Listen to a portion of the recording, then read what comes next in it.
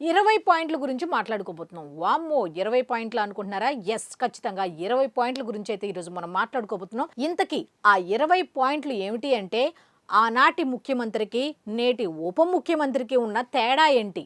ఆనాటి జగన్‌కి, నేటి పవన్‌కి ఉన్న తేడా ఏంటి? అన్న థంబ్‌నెయిల్‌తో అయితే ఒక 20 సూత్రాలు అయితే, సూత్రాలు అనాలో లేక పాయింట్లు అనాలో నాకు తెలీదు గానీ 20 పాయింట్లు అయితే నేనైతే కంపారిజన్ చేస్తూ రెడీ చేశా.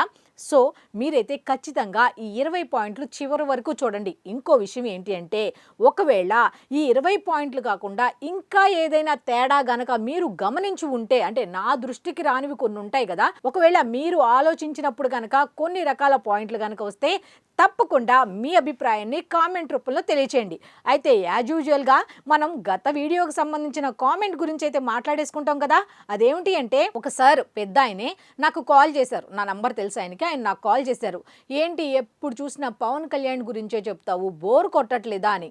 అరే, ఒక పని చేసి 10 సార్లు చెప్పుకుంటే బోర్ కొట్టిద్ది. దాన్ని డబ్బా కొట్టడం అంటారు. కానీ 10 పనులు ఒక వ్యక్తి చేస్తుంటే 10 రకాలుగా ఉంటుందిగా, బోర్ ఎందుకు కొడుతుంది? ఇంకా ఏదైనా చెప్పాలి అని ఇంకా ఉత్సాహంగా ఉంటుంది అని చెప్పి నేనైతే ఆన్సర్ ఇచ్చా. సో ఇక బోర్ కొట్టించకుండా ఇక పాయింట్లోకి వెళ్ళిపోదాం. 20 పాయింట్లలో మొదటి పాయింట్, జగన్ గారి పార్టీ పేరు అంటే ఆనాటి ముఖ్యమంత్రికి పార్టీ పేరు వైఎస్ఆర్సీపీ. వాళ్ళ ఫాదర్ రాజశేఖర్ రెడ్డి గారి ట్యాగ్ అయితే ఉంది. ఆ జాలితోనే, ఆ పేరుతోనే గెలిచారు, తండ్రి లేని బిడ్డ అనే ట్యాగ్ లైన్తో గెలిచారు అని అప్పటి నానుడి. ఇప్పటికీ అదే ఉందనుకోండి. నెక్స్ట్ అయితే పవన్ కళ్యాణ్ గారి పార్టీ పేరు జనసేన పార్టీ. ఈయన బ్యాక్గ్రౌండ్ అయితే ఏమీ లేదు. వాళ్ళ ఫాదర్ కానీ వాళ్ళ అన్నదమ్ములు కానీ ఎవరు కూడా రాజకీయాల్లో లేరు. ఒకవేళ చిరంజీవి గారు ఉన్నా ఆ తర్వాత ఏం జరిగింది ఏమిటి ఆ స్టోరీ అంతా మీ అందరికీ తెలుసు కాబట్టి నేను మళ్ళీ అదే స్టోరీ చెప్పను. కాకపోతే రాజశేఖర్ రెడ్డి గారు లాంటి అనుభవం ఉన్న నేతలైతే వాళ్ళ కుటుంబంలో లేరు. సో ఈయన స్వతహాగా వచ్చారనే చెప్పుకోవచ్చు. అయితే 2019 నుంచి 24 వరకు కూడా ఈయన ఎవరు, జగన్మోహన్ రెడ్డి ఆంధ్రప్రదేశ్ ముఖ్యమంత్రిగా పనిచేశారు. అయితే ప్రస్తుతం 2024 ఎన్నికల్లో జరిగినటువంటి ఆంధ్రప్రదేశ్కు సంబంధించిన ఎన్నికల్లో కూటమి ప్రభుత్వాన్ని ఏర్పాటు చేసి దాంట్లో విజయం సాధించి డిప్యూటీ సీఎంగా పనిచేస్తున్నారు ఈ పవన్ కళ్యాణ్ గారు. ఇది రెండో పాయింట్. ఇక మూడో పాయింట్, 5 ఏళ్లలో కార్యకర్తలను పట్టించుకున్నదే లేదు. అసలు కార్యకర్తలు అంటే జెండాలు మోసేవాళ్లేనా అన్న స్థాయి దాకా వాళ్లకు వాళ్లే మనోవేదన చెందిన సందర్భాలు చాలా ఉన్నాయి. పైగా ఒక కోటరీని ఏర్పాటు చేసుకొని ఆ కోటరీ ఏది చెప్తే అదే, అంతే తప్ప కార్యకర్తలు ఏమనుకుంటున్నారు ఏంటి అనే గ్రౌండ్ లెవెల్ ఆలోచనే లేదు గత 5 ఏళ్లలో జగన్మోహన్ రెడ్డి గారికి. ఇక పవన్ కళ్యాణ్ గారి విషయానికి వస్తే, కార్యకర్తలు అంటే జెండాలు మోసేవాళ్ళు కాదు. కార్యకర్తల నుంచి నాయకులుగా ఎదగాలి అన్న ఉద్దేశంతో కమిటీలను ఏర్పాటు చేశారు. ఏ విధంగా? ఆ కార్యకర్తలే వాళ్ళలోని ఒక లీడర్ని ఎన్నుకునేలాగా కమిటీలను ఏర్పాటు చేశారు. ఒక రకంగా చెప్పాలంటే ఇది ఒక వినూత్న ఆలోచన అని చాలా మంది చెప్పుకుంటున్న మాట. ఇక పదవి వాడకం అనే ట్యాగ్ లైన్తో మంత్రి పదవుల దగ్గర నుంచి, చైర్మన్ పదవుల దగ్గర నుంచి ఇక మిగతా ఏ పదవులు ఇచ్చినా సరే మీ ఇష్టం, పదవి వాడకం అనే ఉద్దేశంతో వాళ్ళు ఏం మాట్లాడినా కరెక్టే, ఏం చేసినా కరెక్టే అన్నట్టుగా వాళ్ళని వదిలేశారు ఊరు మీదకి, కనీసం పట్టించుకోకుండా. మరి ఈయనేం చేశారో తెలుసా? ఈయనేం చేశారు అంటే, పదవి బాధ్యత. పదవి ఊరికే రాదు, కష్టపడితే వస్తుంది. కాబట్టి అదే పదవి దక్కింది కాబట్టి బాధ్యతగా వ్యవహరించండి అంటూ పదవి బాధ్యత అంటూ మంత్రుల దగ్గర నుంచి కింద కార్పొరేషన్లకు సంబంధించి ఏ పదవులైతే ఎవరికైతే ఇచ్చారో వాళ్ళందరినీ కూడా పిలిపించి ఏం చెప్పారు అంటే, ఇలా ఉండాలి, అలా ఉండాలి, అలా మాట్లాడాలి, ఈ విధంగా ముందుకు వెళ్ళాలి అంటూ పదవి బాధ్యత కార్యక్రమాన్ని చేపట్టారు. ఎంత డిఫరెన్స్ ఆనాటి జగన్కి నేటి పవన్కి అంటే ఈ 4 పాయింట్లే కాదు, ఇంకా ఉన్నాయండో చూడండి. నెక్స్ట్ 5వ పాయింట్, జగన్ గారి సైడ్ గత 5 ఏళ్లలో గెలిపించిన ప్రజల దగ్గరికి ఎన్నిసార్లు వెళ్ళారు ఒక్కసారి ఆలోచించండి. ఎన్నిసార్లు వెళ్ళి పలకరించారు? ఎంత తేడా ఉంది 5 ఏళ్లలో? 5 ఏళ్ళు అంటే సంవత్సరానికి 365 రోజులు అయితే 5 ఏళ్లకి ఎంత అవుతాయి ఒకసారి ఆలోచించుకోండి. అన్ని రోజుల్లో కనీసం ఒక్క రోజైనా ప్రజల దగ్గరకు వెళ్ళి వాళ్ళ కష్టాలు నష్టాలు ఏమైనా తెలుసుకున్నారా అంటే అస్సలు తెలుసుకోనే లేదు. పరదాల మాటను తిరిగారు, చాలా సందర్భాల్లో పరదాల మాటను తిరిగారు. నెక్స్ట్ ఇక పవన్ కళ్యాణ్ గారి గురించి మాట్లాడుకుంటే కేవలం 20 నెలల్లోనే ఎన్నిసార్లు ప్రజల దగ్గరకు వెళ్ళారు, ఎంత మమేకం అయ్యారు, వాళ్ళ కష్టాలు తెలుసుకున్నారా లేదా, వాళ్ళ బాధలను తెలుసుకున్నారా లేదా అనేది ఒక్కసారి కంపారిజన్ చేస్తే ఆనాటి జగన్కి నేటి పవన్కి ఉన్న తేడా స్పష్టంగా తెలుస్తుంది. పవన్ కళ్యాణ్ గారి గురించి ఇంకొక విషయం ఏంటి అంటే, గెలిచిన తర్వాత వస్తా అని ఎవరికైతే మాట ఇచ్చారో ఆ మాట ప్రకారం గెలిచిన తర్వాత వాళ్ళని వెళ్ళి 20 నెలల్లో వెళ్ళి కలవటం జరిగింది. అప్పుడు జగన్మోహన్ రెడ్డి గారు ఏం చేశారు, తండ్రి చనిపోయినప్పుడు ఓదార్పు యాత్ర అంటూ అప్పుడు తిరిగారు, కానీ గెలిచిన తర్వాత తిరగల. ఈయన అప్పుడు ప్రజల దగ్గరికి వెళ్ళి నాకు ఓటేయండి, గెలిపించండి అని కోరారు. ఆ తర్వాత కూడా ఎవరికైతే హామీ ఇచ్చారో వాళ్ళ దగ్గరికి వెళ్ళారు. అయితే గత 5 ఏళ్లలో ఎంతసేపు సంక్షేమం సంక్షేమం సంక్షేమం సంక్షేమం ఇస్తే చాలు, ఇంక ఏది అవసరం లేదు అంటూ ఉచితాలు ఇచ్చారు. ఎలా బటన్లు నొక్కి ఉచితాలు అందించారు అప్పుడు ఆనాటి గత 5 ఏళ్లలో. మరి ఇప్పుడు సంక్షేమం అయితే చాలదు, అభివృద్ధి జరగాలి. ఎంతసేపు అప్పులు చేసి మనం సంక్షేమం అందిస్తే అభివృద్ధి సాధ్యపడదు. అభివృద్ధి జరిగితేనే సంక్షేమాన్ని అప్పులు చేయకుండా అందించగలము అని ముఖ్యమంత్రి నారా చంద్రబాబు నాయుడు గారి సలహాలు తీసుకొని ఆ విధంగా ముందుకు వెళుతున్నారు. సంక్షేమం ఒకటే చాలదు, అభివృద్ధి కూడా ఉండాలి, 2 కళ్ళు అవే అన్నట్టుగా. ఈయన మాత్రం మొత్తం ఫుల్ బాడీ అంతా కూడా సంక్షేమం అన్నట్టుగా చెప్పారు. వీళ్ళైతే ఒక వ్యక్తికి ఇంపార్టెంట్ కళ్ళు కాబట్టి సంక్షేమం అభివృద్ధి అనేవి 2 కళ్ళు అంటూ వాళ్ళు ఒకే ఏకతాటిపైకి వెళ్తున్నారు. ఇక 7వ పాయింట్, జగన్మోహన్ రెడ్డి గారి సైడ్ చూస్తే గత 5 ఏళ్లలో ఏం జరిగింది అంటే, కొత్త పరిశ్రమలు రాకపోగా ఉన్న పరిశ్రమలు కూడా వెళ్ళిపోయాయి. భయభ్రాంతులకు గురి చేస్తే వెళ్ళిపోయాయి, భయపడి పక్క రాష్ట్రాలకు వెళ్ళి ఇప్పుడు ఏ స్థాయిలో ఉన్నాయి ఒక్కసారి చూసుకోండి. గత 5 ఏళ్లలో జరిగిన పరిశ్రమలకు సంబంధించి జరిగిన అభివృద్ధి అదే. మరి ఈ కాలంలో ఏం జరుగుతోంది, ఈ 20 నెలల్లో పవన్ కళ్యాణ్ గారు ఏం చెప్తున్నారు అంటే, కొత్తగా పరిశ్రమలు పెట్టే వాళ్ళకి ఒకటే చెప్తున్నారు, నెక్స్ట్ 15 ఏళ్ళు మావే, ఎవరు రారు, మీరు భయపడాల్సిన అవసరం లేదు, రండి ఇక్కడ మౌలిక వస్తువులు కల్పిస్తామంటూ నారా లోకేష్ గారు కానీ చంద్రబాబు నాయుడు గారు కానీ పెట్టుబడిదారులను తీసుకువస్తుంటే వాళ్ళు అక్కడ వ్యక్తం చేస్తుంది ఏంటి, మళ్ళీ వాళ్ళు వస్తే మా పరిస్థితి ఏంటి అని వాళ్ళు క్వశ్చన్ చేస్తుంటే భరోసా ఇస్తున్నారు, ఏం రారు, మీరేం కంగారు పడొద్దు, దయచేసి మీరు రండి, పరిశ్రమలు పెట్టండి, ఆంధ్రప్రదేశ్ అభివృద్ధికి మీ సహాయ సహకారాలు అందించండి అంటూ భరోసా ఇస్తున్నారు. ఆనాడు భయపెట్టారు, ఈనాడు భరోసా ఇస్తున్నారు. ఎంత తేడా ఈ 7వ పాయింట్ అనేది చెప్తోంది, ఒకసారి అబ్జర్వ్ చేయండి. గత 5 ఏళ్లలో ఆంధ్రప్రదేశ్కి రాజధాని 1 కాదు 2 కాదు 3, అదేదో యాడ్ చెప్తారు కదా 1 2 3 అన్నట్టుగా 3 ముక్కలాట, 1 2 3 అన్నట్టుగా 3 రాజధానులు అన్నారు. మరి ఆ 3 రాజధానుల్లో ఒక్కదాని మీదైనా ఫోకస్ పెట్టారా అంటే 5 ఏళ్లలో ఒక్కదాని మీద కూడా కనీసం ఫోకస్ పెట్టలేదు.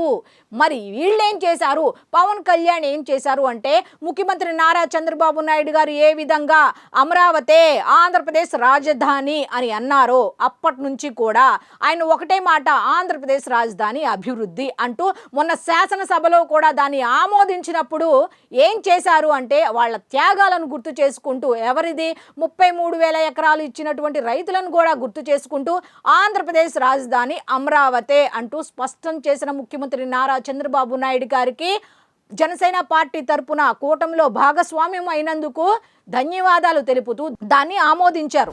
9వ పాయింట్, రాజధానికి సంబంధించిన రైతులు 33,000 ఎకరాలను స్వచ్ఛందంగా ఇస్తే వాళ్లను ఎన్ని ఇబ్బందులకు గురి చేశారు, ఏ విధంగా హింస పెట్టారు అనేది కనుక చూస్తే వాళ్ళ దగ్గరికి వెళ్తే వాళ్ళ బాధ వర్ణనాతీతం. పైగా వాళ్ళని ఒక సామాజిక వర్గానికి అంటగట్టి వాళ్ళు 33,000 ఎకరాలు ఎందుకు ఇచ్చారు అంటే, అక్కడ డెవలప్ అవుతుంది కాబట్టి వాళ్ళ స్వార్థం కోసం ఇచ్చారు అని అన్నారు కదా. మరి మీ స్వార్థం కోసం మీరు 1 ఎకరం అయినా ఇచ్చారా? ఒకసారి ఆలోచించుకోండి. మీలో ఉన్న వాళ్ళు ఎవరైనా 5 ఏళ్లలో మీ పార్టీలో ఉన్న వాళ్ళు ఎవరైనా ఒక ఎకరం భూమి అక్కర్లా, ఒక గజం భూమి ఇచ్చారా? ఒకసారి ఆలోచించుకోండి. వాళ్ళు ఇచ్చారు అన్న దాన్ని గౌరవించాల్సింది పోయి వాళ్ళు రోడ్డు మీదకి రావడం వాళ్ళకి తెలియదు. మరి అటువంటి వాళ్ళు రోడ్ల మీదకు వచ్చి ధర్నాలు చేసి ఎన్ని ఊర్లు తిరిగారు.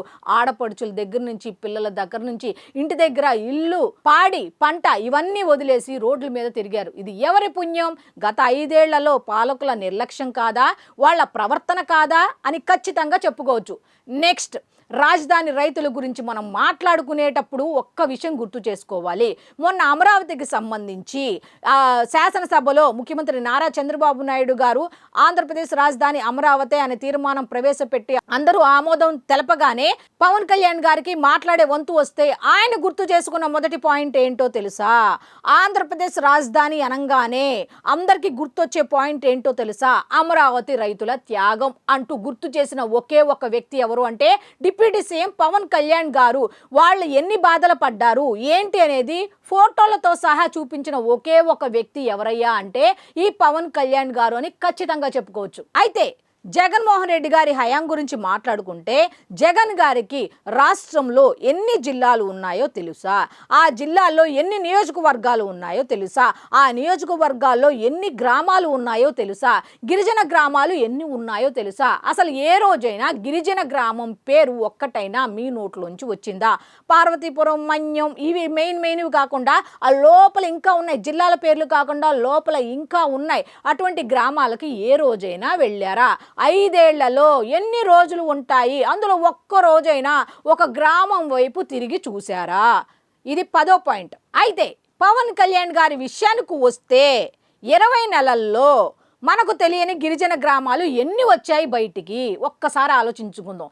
ఎన్ని వచ్చాయి బయటికి అంటే, అరే ఇది మన్యం జిల్లాలో ఉందా, ఈ పేరు ఉందా, అరే ఈ గ్రామం పశ్చిమ గోదావరి జిల్లాలో ఉందా, అరే ఈ గ్రామం అనకాపల్లి జిల్లాలో ఉందా అని ప్రతి ఒక్కళ్ళు మాట్లాడుకున్నారు. ఎలాగా? ఆ గ్రామాలకు ఆయన వెళ్ళారు, వాళ్ళ బాధలు గతంలో విన్నారు, అవి గుర్తు పెట్టుకొని ఆ సమస్యలకు సంబంధించి పరిష్కార మార్గాలు చూపడానికి మళ్ళీ ఆ గ్రామాలకు వెళ్ళి ఆ గ్రామాలను ఆంధ్రప్రదేశ్కు సంబంధించిన మ్యాప్ ఉంటుంది కదా, ఆ మ్యాప్లో ఈ గ్రామాలు ఉన్నాయి అని అందరికీ తెలిసేలా చేసిన వ్యక్తి ఎవరయ్యా అంటే ఈ డిప్యూటీ సీఎం పవన్ కళ్యాణ్. సరే, 11వ పాయింట్ జగన్మోహన్ రెడ్డి గారికి సంబంధించి. సరే, మీరు వెళ్ళలేకపోయారు, మీరు ముఖ్యమంత్రి కాబట్టి మీకు చాలా పనులు ఉంటాయి కాబట్టి మీరు బిజీ. కనీసం ఆ జిల్లాలకు సంబంధించి గెలిచిన నాయకులు ఉంటారు కదా, ఆ జిల్లాలకు సంబంధించిన ఇన్ఛార్జ్ మంత్రులు ఉంటారు కదా, అక్కడ పరిస్థితి, గిరిజన గ్రామాల ప్రజల పరిస్థితి ఏంటో ఏ రోజైనా తెలుసుకున్నారా?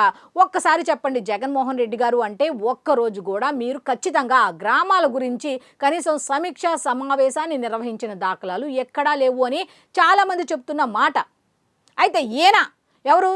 డిప్యూటీ సీఎం పవన్ కళ్యాణ్ గారు ఏం చేశారు అంటే, ముఖ్యమంత్రి చూసుకుంటాళ్లే, ఏదైనా సమస్య వస్తే ముఖ్యమంత్రి చూసుకొని చెప్తాళ్లే అని అనుకోలా. ఆ జిల్లాలకు ఆయన ఇన్ఛార్జ్ మంత్రి కాకపోయినా ఆ నియోజకవర్గాలు, ఆ జిల్లాల్లోని నియోజకవర్గాల్లో వాళ్ళ పార్టీ గెలవకపోయినా స్వయంగా ఆయన వెళ్ళి, ఒకవేళ ఆయన వెళ్ళకపోయినా అక్కడ ఏమైనా సహాయ సహకారాలు కావాలంటే ఆయన వాళ్ళ మంత్రుల ద్వారా కానీ, లేకపోతే వాళ్ళ ఎమ్మెల్యేల ద్వారా కానీ, లేదా వాళ్ళ పార్టీకి సంబంధించిన ఇన్ఛార్జీల వల్ల కానీ చెప్పి చేయించారు. అంటే ఎంత తేడా! ఆనాటి జగన్కి నేటి పవన్కి ఎంత తేడా! ఇక సంక్షేమ పథకాలకు వస్తే జగన్మోహన్ రెడ్డి గారి గురించి మాట్లాడుకుంటే ఒక్క సంక్షేమ పథకానికైనా మీ పేరు, మీ కుటుంబ సభ్యుల పేరు తప్ప ఇంకా ఎవరి పేరైనా పెట్టారా? మన రాష్ట్రానికి సంబంధించిన గొప్ప నాయకులు లేరా? ఒకసారి ఆలోచించండి. ఒక్కసారైనా ఒక్క పథకానికైనా ఆ పేరు పెట్టారా? నెక్స్ట్ ఇటు వద్దాం, పవన్ కళ్యాణ్ గారి సైడ్కి వద్దాం. ఇటు వచ్చేసరికి డొక్కా సీతమ్మ ఎవరండి? ఎవరికైనా తెలుసా? ఆనాటి కాలం వాళ్ళకి తప్ప ఈనాటి కాలం వాళ్ళకి తెలుసా? డొక్కా సీతమ్మ పేరు తీసుకొచ్చింది ఎవరు అంటే ఈయనే. అమరజీవి పొట్టి శ్రీరాములు గారి పేరు తీసుకువచ్చింది ఎవరు? ఈయనే. అమరజీవి జలధార అంటే మంచినీళ్లు తాగేటప్పుడు కూడా ఆ అమరజీవిని స్మరించుకోవాలి అన్న పేరు ఆయన చెప్పారు. అంటే ఒకసారి ఆలోచించుకోండి. ఆనాటి జగన్ ఆలోచన విధానం ఏ విధంగా ఉంది, ఈనాటి పవన్ కళ్యాణ్ ఆలోచన విధానం ఏ విధంగా ఉంది అనేది. ఇక జగన్మోహన్ రెడ్డి గారి గురించి మాట్లాడితే 5 ఏళ్లలో ఏ రోజైనా మీ జేబులోంచి ₹1 సొంత నిధులు ఎవరికైనా ఇచ్చిన వార్త ఉందా? పార్టీ నుంచి కాకుండా, పార్టీ పేరు చెప్పి కాకుండా, ప్రభుత్వం నుండి కాకుండా, ప్రభుత్వ నిధులు కాకుండా మీ సొంత జేబులో ఉండి ఇలా పలానా వైఎస్ జగన్మోహన్ రెడ్డి గారు పలానా వాళ్ళకి పలానా సొంత నిధులు ఇలా ఈ విధంగా ఇచ్చారు, వాళ్ళకి ఆపదలో ఆదుకున్నారు అన్న దాఖలాలు ఏమైనా ఉన్నాయా అనేది చాలామంది ప్రశ్నిస్తున్నారు. అయితే ఇటు పవన్ కళ్యాణ్ గారి విషయానికి వస్తే ఇప్పటి వరకు 20 నెలల్లో దాదాపు 25 కోట్లకు పైగా ఏ డబ్బులు ఆయన పనిచేస్తే వచ్చిన డబ్బులు కాదు, సొంత నిధులు, ఏ పని చేస్తే ఉప ముఖ్యమంత్రిగా ఉన్నప్పుడు వచ్చే జీతం తీసుకుని ఇచ్చిన డబ్బులు కావు, సొంత ఆస్తులు అంటే ఆస్తులోంచి తీసిస్తున్నవి కూడా కావు, కష్టపడితే సినిమాలు చేస్తే ఇటు రాజకీయాల్లో ఉంటూ అటు సినిమాలు చేస్తూ వచ్చిన డబ్బుల్ని ప్రజలకు అలాగే అవసరంలో ఎవరు ఉంటే వాళ్ళకి చిన్న పెద్ద అన్న తేడా లేకుండా సహాయం చేస్తూ సొంత నిధులు కేటాయిస్తున్న ఒకే ఒక వ్యక్తి ఎవరు అంటే ఈయనే పవన్ కళ్యాణ్ గారే అని స్పష్టంగా చెప్పొచ్చు. ఇక 13వ పాయింట్, కోటరీ నుండి పదవులు ఇచ్చిన నేతల వరకు కూడా అందరినీ పిలిపించి ఏ రోజైనా దగ్గర కూర్చోపెట్టుకొని ఒక్కసారైనా ఏ విధంగా బిహేవ్ చేయాలి, ఏ విధంగా మాట్లాడాలి, ఏ విధంగా ముందుకు వెళ్ళాలి అని ఏ రోజైనా ఖండించిన సందర్భం ఉందా అంటే ఒక్క సందర్భం కూడా ఉండలేదని ఖచ్చితంగా చెప్పొచ్చు. ఏ విధంగా అంటే ఖండించి కనుక ఉంటే ఓటమికి కారణమైన ఒక కారణం ఏమిటి అంటే మీడియా ముందుకొచ్చి ఎలా పడితే అలాగా అసభ్యంగా మాట్లాడిన సందర్భాలు ఈ పదవులు పొందిన వాళ్ళు చాలామంది ఉన్నారు. ఆయన గనక జగన్మోహన్ రెడ్డి గారు గనక స్టార్టింగ్లో గనక ఖండించి ఉంటే 5 ఏళ్ళు అవే బూతులు మనం వినాల్సి వచ్చేది కాదు అని చాలామంది చెప్తున్న మాట. ఇటు పవన్ కళ్యాణ్ గారి విషయానికి వెళ్దాం. ఇక్కడ వచ్చేసరికి ప్రతి ఒక్కరిని పిలిపించుకొని, ఒకవేళ ఆయన దగ్గరకు పిలిపించుకోకపోయినా సరే ఒక మార్గనిర్దేశనం చేసేవాళ్ళు. ఏ విధంగా అంటే ఈవెన్ టీవీ డిబేట్లో మాట్లాడేటప్పుడు కూడా వ్యక్తిగత విషయాలు మాట్లాడొద్దు, కుటుంబ సభ్యులకు సంబంధించి మహిళలకు సంబంధించిన విషయాలు తీసుకురావద్దు, సబ్జెక్ట్ టు సబ్జెక్టే మాట్లాడండి, మీకు అవగాహన లేకపోతే అసలు డిబేట్లకే వెళ్ళొద్దు, ఒకవేళ వెళ్ళారు అంటే ఖచ్చితంగా మాట్లాడి తీరాల్సిందే, సబ్జెక్ట్ మీద అవగాహన పెంచుకోండి అంటూ దిశానిర్దేశం చేశారు. అందుకే ఆనాటి వైఎస్ఆర్సీపీ పార్టీ నేతలకి ఈనాడు జనసేన పార్టీ నేతలకు చాలా తేడా ఉంది అని చాలామంది చెప్పుకుంటున్న మాట. ఇక 14వ పాయింట్కి వెళ్ళిపోదాం. ఇక 14వ పాయింట్ జగన్మోహన్ రెడ్డి గారికి సంబంధించి అలా తప్పు చేసిన వ్యక్తిని కానీ లేకపోతే అలా మాట్లాడిన వ్యక్తిని కానీ ఏ రోజైనా శిక్షించారా? ఏ రోజైనా శిక్షించారా? శిక్షించి పార్టీ నుంచి తీసేయటం కానీ ఆ పదవి నుంచి తీసేయటం కానీ జరిగిందా? ఒక్కసారి వాస్తవాలు ఆలోచించుకోండి. పైగా అలా చేసిన వాళ్ళని ఎలా సత్కరించారు అనేది గత 5 ఏళ్లలో చాలామందికి కూడా తెలుసు. ఇది వాస్తవం అనేది చాలామంది చెప్పుకుంటున్నమాట. ఇక ఇటు సైడ్ వస్తే ముందే చెప్పారు, తప్పు చేస్తే ఎవరైనా ఒకటే, అందరికీ తాట తీసి కూర్చోపెడతా అని. ఎప్పుడైతే ఒక నింద వచ్చింది అంటే అది నిజమో కాదో ప్రూవ్ చేసుకోవాలని సమయం కోసం ఎదురు చూడలా, వెంటనే పార్టీ నుండి బహిష్కరించడం, పార్టీ కార్యకలాపాలకు దూరంగా పెట్టేశారు ఒకరి విషయంలో. అయితే అది తప్పు అని తర్వాత తెలుసుకొని ఇంకొకళ్ళు తప్పు చేస్తే వాళ్ళ విషయంలో ఒక కమిటీని ఏర్పాటు చేసి ఆ కమిటీలో నిజ నిర్ధారణ జరిగిన తర్వాత అతన్ని పక్కన పెట్టేయడం జరిగింది. అయితే ఆనాటి మందలింపుకి ఈనాటి మందలింపుకి ఎంత తేడా ఉంది అనేది ఇక్కడ మాత్రం తెలిసిపోతోంది కదా. గత 5 ఏళ్లలో ఒక్క సభలో అయినా దత్తపుత్రుడు అనే మాట మాట్లాడకుండా, వ్యక్తిగత జీవితాలు 3 పెళ్ళిళ్ళు అనే విషయాన్ని తీసుకురాకుండా ఉన్న ఒక్క సమావేశమైనా ఉందా? ఒకసారి చెప్పండి, 5 ఏళ్లలో ఉందా? నెక్స్ట్ ఇటు సైడ్ వద్దాం. గడిచిన 20 నెలల్లో ఒక్కసారైనా మీ పేరు ఉచ్చరించిన సందర్భమే లేదు.